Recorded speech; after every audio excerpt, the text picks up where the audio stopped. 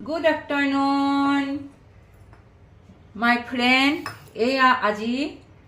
অমিতাৰ খাৰ বনাবলৈ লৈছো নতুন ৰেচিপি কাৰণ আমি ইমান বছৰে বাহিৰত থাকি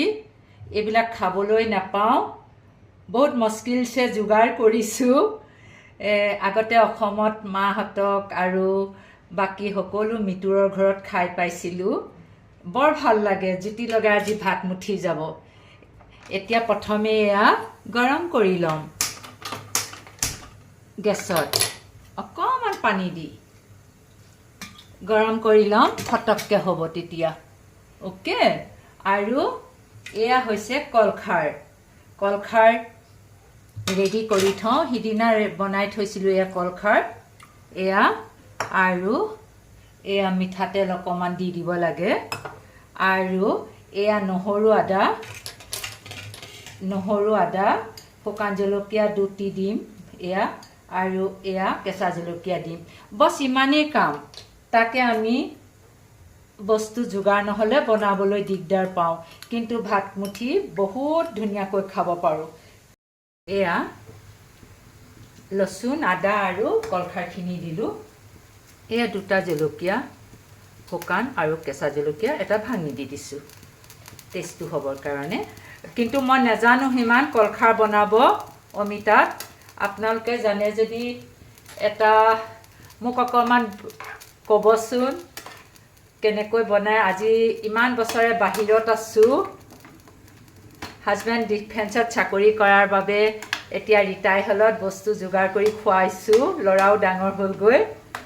এনেকৈ বনাই খুৱাব লাগে বুলি জানো কিন্তু বস্তু যোগাৰ কৰি জেগাই চাকৰিত থাকোতে বনাই খুৱাব নোৱাৰিলো এতিয়াহে বনাবলৈ ধৰিছো ওকে ইচ্ছা যায় কিন্তু বস্তু পাবলৈ দিগদাৰ জেগাই সুবিধাজনকো নহয় আৰু এয়া কণী আমলেটটো বনাইছো আজি দুপৰীয়া ভাতমুঠি এনেকৈ চলিব ওকে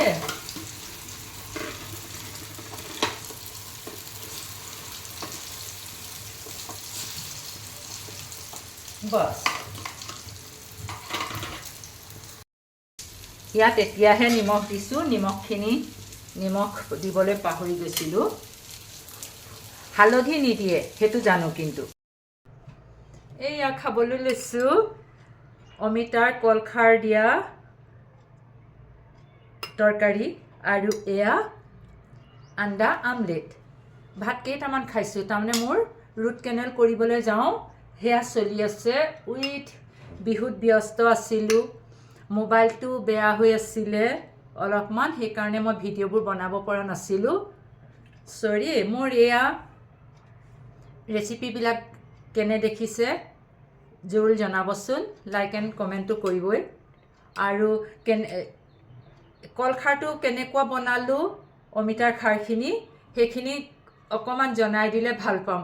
হৈছে নাই হোৱা ক'ব নোৱাৰো টেষ্টি কিন্তু মজা হৈছে ওকে